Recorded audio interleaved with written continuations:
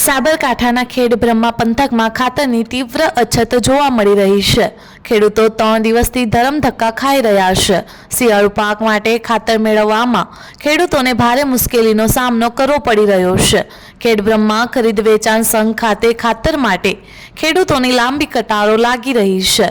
ખાતર જલ્દી મળી રહે તે માટે વહેલી સવારથી જ ખેડૂતો ખાતર લેવા લાઇનમાં ઊભા રહી ગયા છે। ખેડૂતોએ આક્ષેપ લગાવ્યો છે કે ખાતરની કાળાબજારી થઈ રહી છે।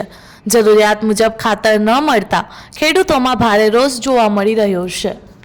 મારું નામ ભૂરતીબેન, ગામ કંથાપુરા। અમે 3 દિવસથી ખાતર દૂધથી દોરીએ છીએ તો અમને ખાતર મળતું નથી।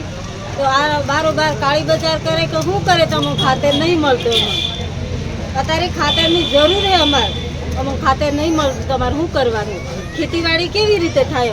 અંગારી નરેશભાઈ ચિત્રોડભાઈ તાલુકો ખેડમાં જિલ્લો સાબરકાંઠા। અહીંયા સરકારી સેવા સંઘ મંડળીમાંથી જે ગ્રાહકોને ખાતર અત્યારે એક બાજુ એમનો સમય પૂરો થઈ ગયો વાવેતરનો અને પોણની તંગી પડે છે। ખાતર એમને લાગતે વખતે કરી નાખે છે। આધાર કાર્ડ આગલા દિવસે લઈ જશે, જેમનો આધાર કાર્ડ આપ્યો એમને પૂરું થયા પછી બીજા માણસોને આપીએ એમ કહે છે આ લોકો, અને એમનો ગોડાઉનમાં ભરેલી છે ખાતર, તોય બી પબ્લિકને આપતા નહીં। અને 200 થી 300 માણસો અહીંયા હાલ હાજર છે તો બી ખાતર નહીં આપતા। એટલે આ ખાતર કઈ રીતના આપવાનું એ ખબર પડતી નથી।